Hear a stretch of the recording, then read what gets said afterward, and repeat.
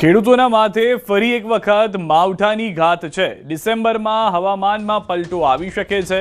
માવઠાને લઈ અંબાલાલ પટેલની આગાહી। બીજા સપ્તાહમાં રાજ્ય પર માવઠાનો ખતરો છે। 15 ડિસેમ્બર બાદ ત્રાટકશે આફતરૂપી માવઠું। પશ્ચિમી વિક્ષેપોના કારણે વરસાદ શક્યતા છે। ઉપસાગરમાં સક્રિય સિસ્ટમને કારણે માવઠું થશે।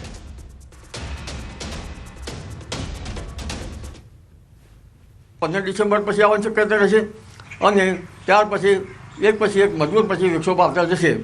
એટલે ડિસેમ્બરના બીજા સપ્તાહ બાદ અને 15 ડિસેમ્બર બાદ પણ ગુજરાતમાં માવઠું થવાની શક્યતા રહેશે।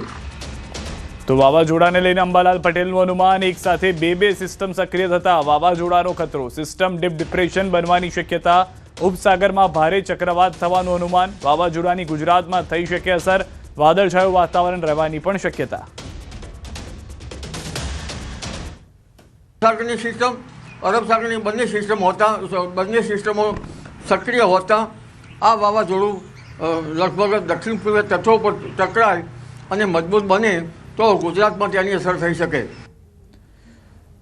ગીર સોમનાથની સમાચાર। ગીર સોમનાથના ગીરગઢડાના પીછવી ગામે માનવભક્ષી સિંહણને વન વિભાગે પાંજરે પૂરી। સિંહણે 2 વર્ષની બાળાને ફાડી ખાધી હતી। બાળાને ફાડી ખાનાર સિંહણ પાંજરે પૂરી દેવામાં આવી છે। ઘટના સ્થળેથી 2 કિલોમીટર દૂર ગીર જંગલ હદમાંથી વન વિભાગે સિંહણને પાંજરે પૂરી છે। વન વિભાગ દ્વારા ગણતરીના કલાકોમાં સિંહણને પાંજરે પૂરવામાં આવી છે। પરિવારજનોને ખ્યાલ પણ ન રહ્યો કે ક્યારે સિંહણે પોતાના વહાલ સોઈને ખેંચીને લઈ જાય છે। જંગલની અંદર પોતાનો શિકાર બનાવી દે છે। સિંહણ 2 વર્ષની બાળકીને ફાડી ખાતા સમગ્ર ગામની અંદર શોકનો માહોલ છે। વધુ માહિતી ન્યૂઝ 18 સંવાદદાતા દિનેશ પાસેથી મેળવીશું। જી દિનેશ, કઈ રીતે સમગ્ર ઘટના ઘટી હતી, શું જાણકારી છે?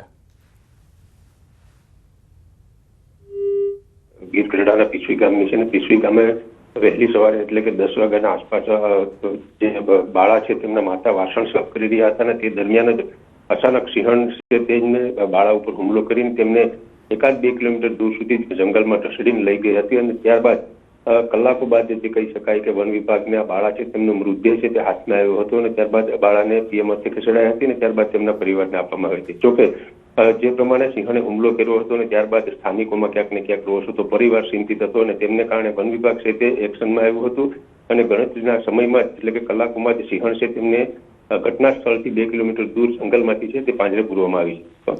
આભાર સમગ્ર માહિતી બદલ દિનેશ। તો હાલમાં વન વિભાગે પાંજરે સિંહણને પૂરતા અન્ય લોકોએ રાહતનો શ્વાસ લીધો છે, પરંતુ 2 વર્ષની દીકરીને જીવ ખોવાનો વારો આવ્યો છે।